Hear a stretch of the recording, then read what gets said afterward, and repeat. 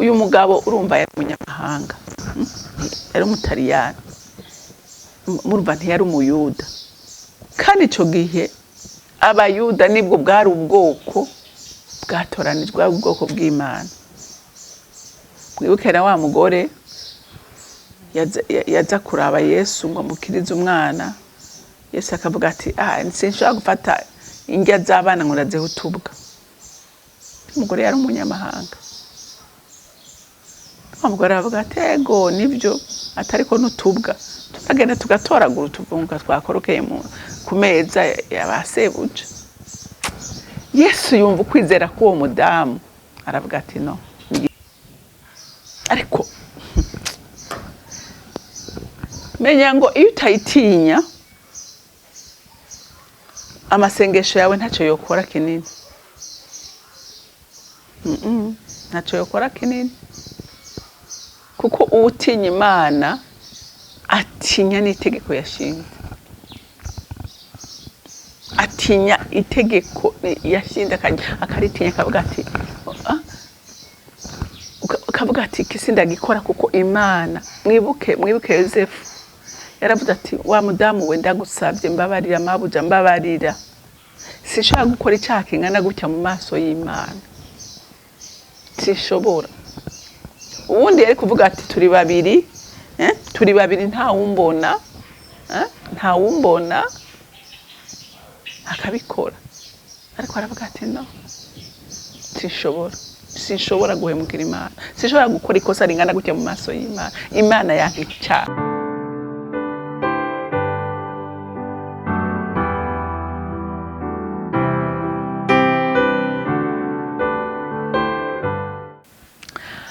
Bakunzi bacu beza dukunda cyane bo kuri Holy Canaan TV, ndabaramukije nti amahoro ya Kristo abane namwe.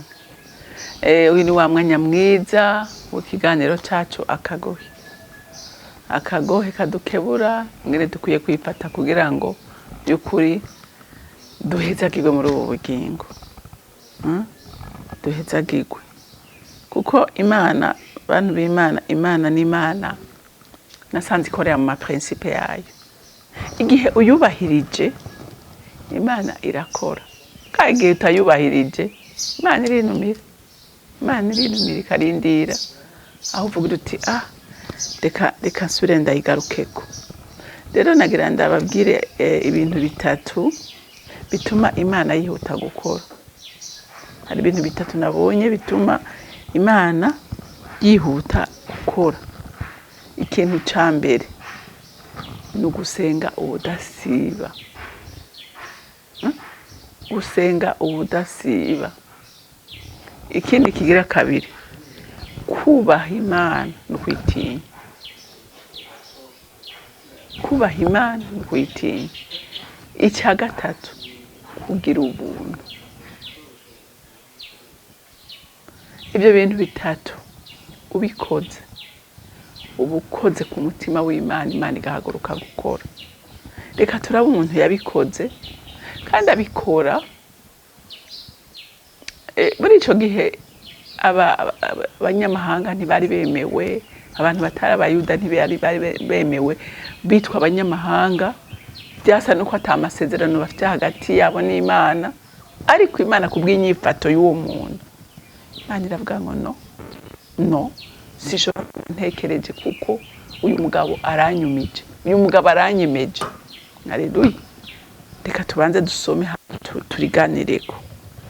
Ni muri byakozwe n'intumwa, turasoma igice c'icumi duhere ku murongo wa mbere dushikane ku murongo 8. Umumarayika yiyereka Koruneliyo. I Kaisariya hari umuntu yitwa Koruneliyo, intwazangabo y'abasoda 100 wo mu ngabo zitwa abataliyani. Yari umuntu yubaha Imana akayitinyana n'abo mu nzu iwe bose. Yafasha cyane abagowe, agasenga Imana ubudasiba. Abona yeretswe imbona nkubone umumarayika w'Imana yinjiye iwe, hari nk'isaha 9 z'umurango. Aramuhamagara ati Koruneliyo. Nawe amukanurira amaso afise ubwoba.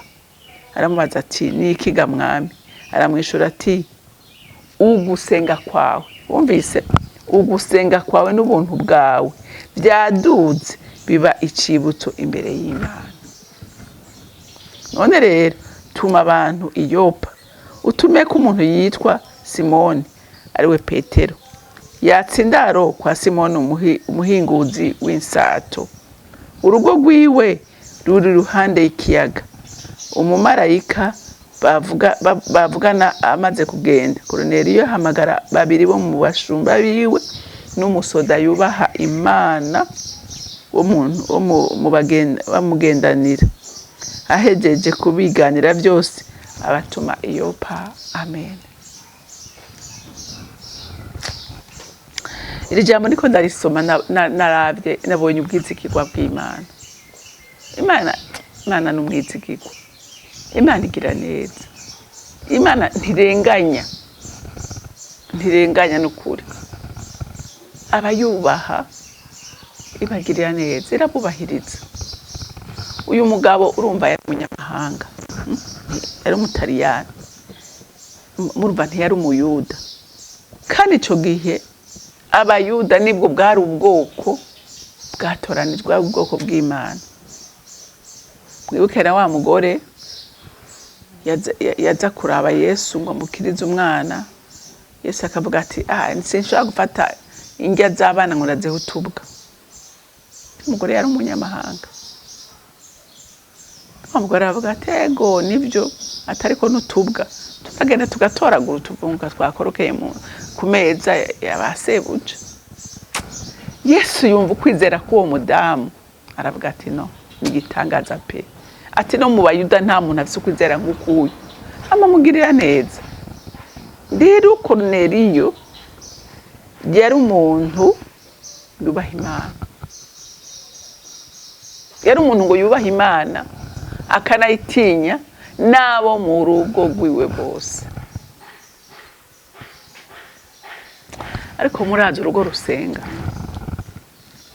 urugo ruri umugabo n'umugore basenga bagasengana n'abana, urwo rugo rukora ku mutima w'Imana, urwo rugo runezereza Imana, urwo rugo rushimwa n'Imana. Uyu munsi jewe ndababazwa n'abantu bwiri ijambo ry'Imana ugasigura bigaca mu gutwi kumwe bigasohoka mu kundi bikagenda, canke ntibanavyemere bakabona ko ari ibintu by'uburofa n'ibintu by'abantu menga barataye ubwenge, bataye intumbero.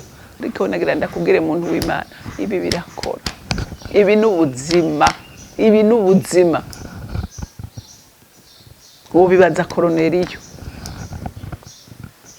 Koruneliyo aravuga ati jewe Imana y'abayuda, ngira nije ndiko ndavyongererako, ariko ndavyibaza kuko urumva yaravuze ati arafata intumbero, ati nanje ngira ndayisenge, ngenda ukwigomba, ngenda ukwivuga, nitondere ibyagezwe byayo, hama ndabe ukuri kw'Imana. Haleluya. Haleluya. Atoza mu rugo rwiwe kubaha Imana, atoza aba mu rugo rwiwe gusenga. N'ubu ndasubiye kuvuga, mwabashinga ntahe mwe mwabagabo mwe mu nyumva, murafise uruhara runini rw'impinduka ishobora kuba mu ngo zanyu.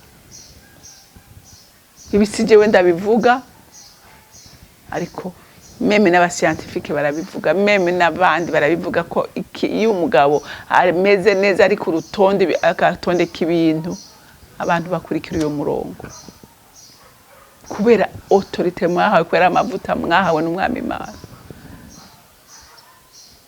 Naravuze ngo iyo umuntu amenye ikimubitsemo, iyo umuntu amenye ico yahawe akagikoresha neza, kimubera umugisha kandi kikabera umugisha nabi, ndetse n'abamukikuje ndetse n'amahanga. Haleluya. Haleluya. Koruneliyo aramenya jewe ngira ndondere Imana, ngira ndayisenga, hama kandi nubahirize amategeko yayo. Ico yanka ndacanke, ico ikunda ndagikunde. Rero nawe uyu munsi ni waba usenga Imana, ugakunda ico Imana ikunda ukanka ico Imana yanga, menya ngo umutima w'Imana uranezerewe. Imana iragushima, Imana umva irakunezererewe. Benshi turanasenga ariko ugasanga ntidutinya Imana. Ariko menya ngo iyo utayitinya amasengesho yawe ntacyo yokora kinini. Ntacyo yokora kinini, kuko utinya Imana atinya n'itegeko yashinze, atinya itegeko yashinze akaritinya, akavuga ati kisi ndagikora kuko Imana. Mwibuke Yosefu yaravuze ati wa mudamu we ndagusabye mbabarira mabuja mbabarira, sinshobora gukora icyaha kingana gutya mu maso y'Imana, sinshobora. Uwundi yari kuvuga ati turi babiri nta wumbona akabikora, ariko aravuga ati no, sinshobora guhemukira Imana, sinshobora gukora ikosa ringana gutya mu maso y'Imana. Imana yanka icyaha. Haleluya. Ikindi kigira kabiri,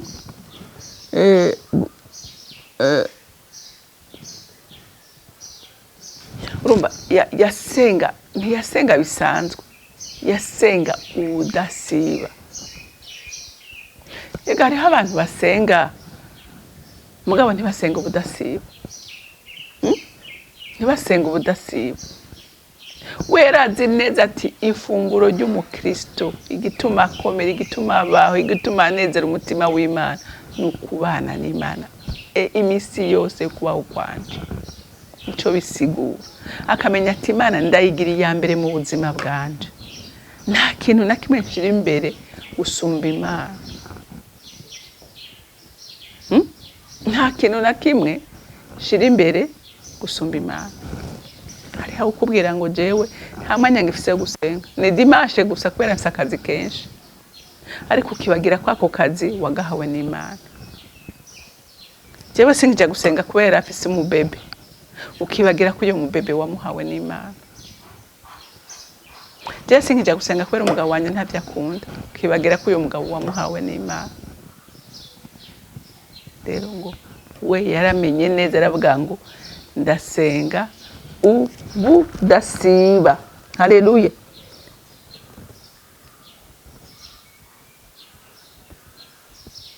Urumva, agasenga ubudasiba kandi akaba umuntu agira iki, atinya.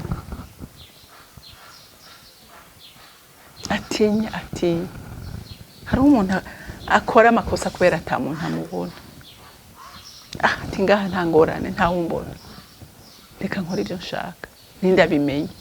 Yo, ko hari ijisho. Haleluya, hari ijisho. Hariho histoire imwe nigeze kumva, umupapa yagiye kwiba, hanyuma ngo abwira abana biwe ati rero wewe ingo uhagarare hajya, nawe urabe hajya. Arabaplasa ku buryo ati nimwabona hari umuntu aje muce, arabagira udusinye bagira, ati nawe ngo tugende tuje kubomora hajya. Arabaplasa bose araheza, ngo hari akana gatoyi kagaherereze, ugaca karamubwira ngo papa, ngo mugabo ngo hariho hamwe wibagiye gucungisha. Ati ni hehe nibagiye? Ati hariya hejuru, nta numwe washizeyo. Ati Imana nta numwe ariko arayicunga ngo ntitubone. Wa mupapa acabwira ati hoge dusubire inyuma tugende. Urumva, ijisho ry'Imana ntirinyegetswa. Koruneliyo agatinya Imana kandi nabo mu nzu yiwe bakayitinya. Ikindi cyanyuma ngo yagira ubuntu bwinshi, yagira ubuntu.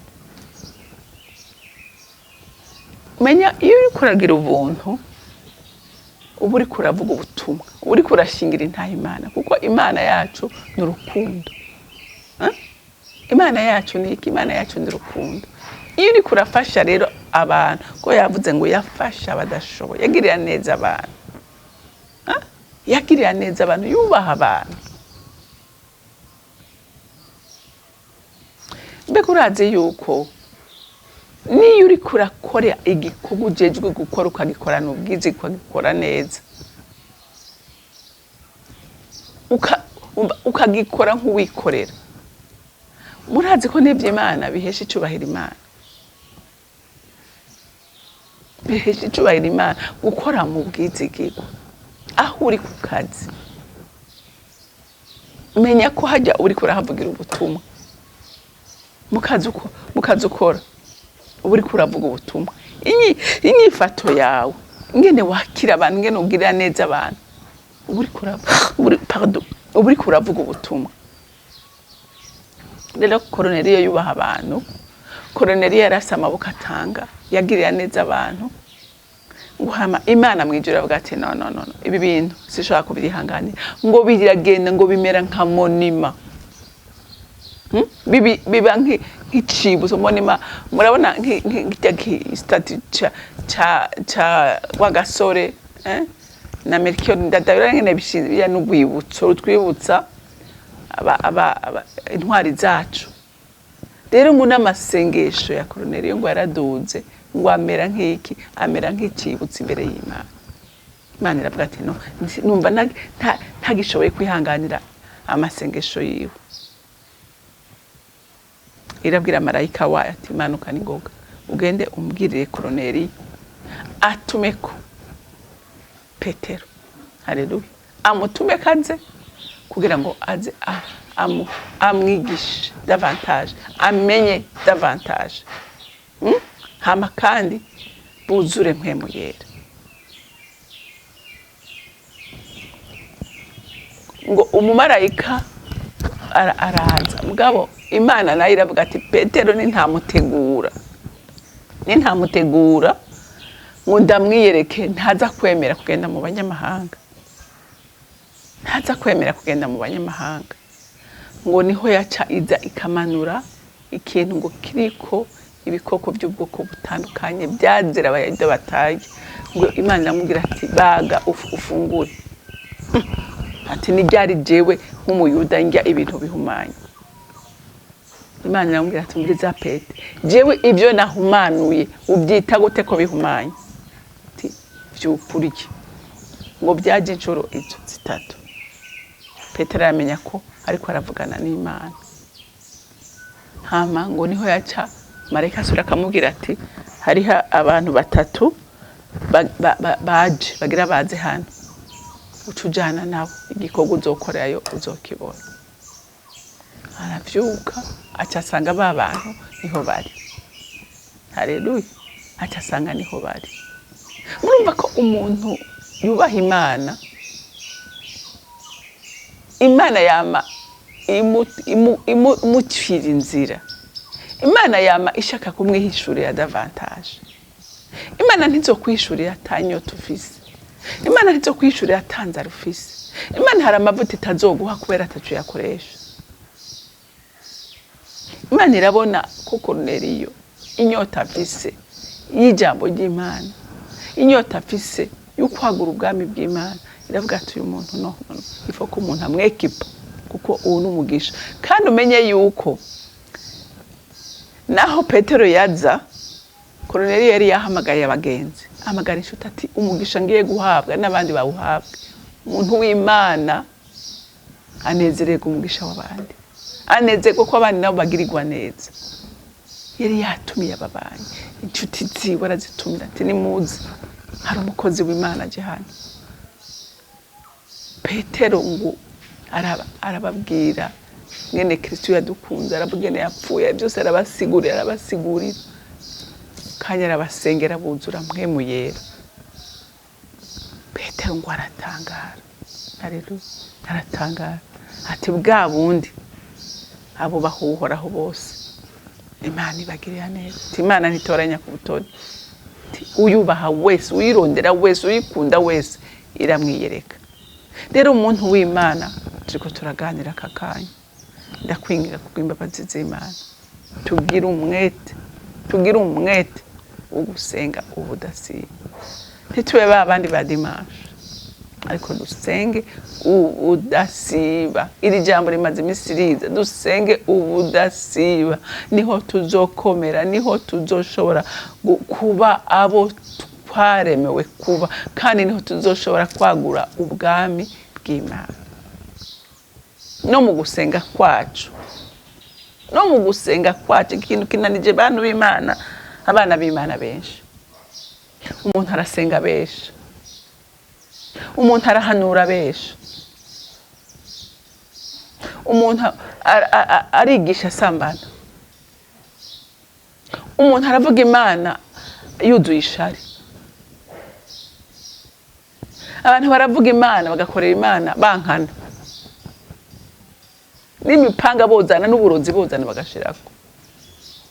None iyo Mana abantu b'Imana, iyo Mana dusenga ni ya Mana igororotse, yanse no kurenganya Satani, ikavuga ati igihe cyawe cyo guhanwa nikiragera, reka ntore solution kugira ngo nshobore gucungura umuntu. Mugabo wese ndakurenganya kuko uburenganzira warabuhawe, uteza kurondera umuntu akunesha akakwaka ubwo burenganzira wahawe.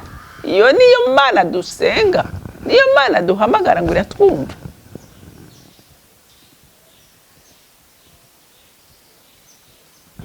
Niyo Mana duhamagara ngo iratwumva, niyo Mana dusenga ngo iratwitaba. Abangara bafunga kiwane, babesha bakabesha n'ibitabaho.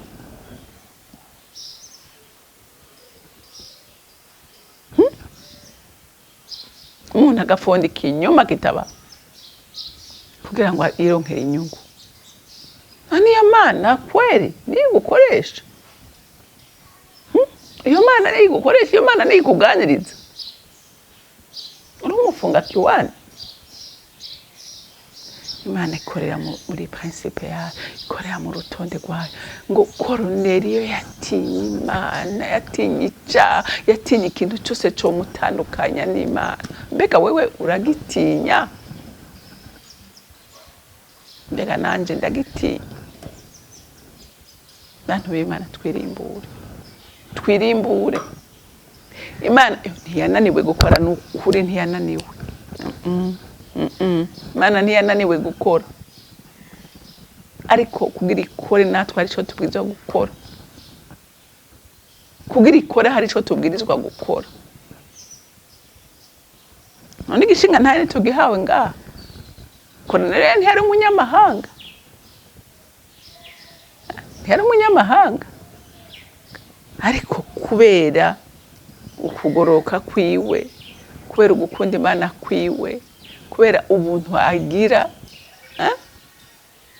ubuntu yagira, bituma Imana idashobora kwirengagiza.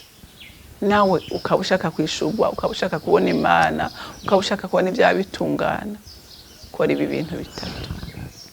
Haleluya. Kora ibi bintu bitatu: usenga ubudasiba, utinya Imana. Ni kuvuga gutinya amategeko yayo, icyo Imana yanka canke icyo Imana ikunda ugikunde. Hama icyamagira ubuntu. Urashobora kubona abantu baricaye mu kazi bakananirwa no gusamba abantu, kandi ugahemberwa ku kazi. Hari abantu bicaye iruhande rwawe bagukeneye, abandi bakakubwira tutabanje kumpa iki n'iki sindagukorera. Hama kandi ukavuga ngo usenga Imana. Ariko harahiriwe ukora mu bwizigirwa, Imana ntishobora kumwirengagiza. Korera mu bwizigirwa, Imana ntishobora kukwirengagiza. Rero bantu b'Imana dufata ingingo, ni ukuri ntitwadushaka kubona Imana, ntitwashaka kubona dutunganirizwa nayo, dukore kwishaka nayo izotugirira neza. Imana yo mu ijuru ibampera umugisha. Mwami wanje, Mana yanje, uri mu ijuru agahezagirwa. Ni ukuri wewe nta nari mutera umugongo abana bawe, abakoje ko bose ubagirira neza. Kandi Mwami ugendera mu mategeko yawe, ni ukuri umutunganiriza ibintu neza, kuko ntuhindagurika, wewe byuvuze urabikora kandi ukabishitsa. Rero ndasengera bene data nanjye nisengera ngo tugire umwete Mwami Imana ugusenga ubudasiba. Kandi ga mukunzi mwiza, ni ukuri twubahe amategeko washinze, amatugira ubuntu. Urakoze, icyubahiro cyose n'amashimwe yose akugarukire. Mwizina ryawe ryera Yesu Kristo umwami wanje, senze nizeye kuvyumvise. Amen, amen. Mwarahezagiwe, mugira umunsi mwiza.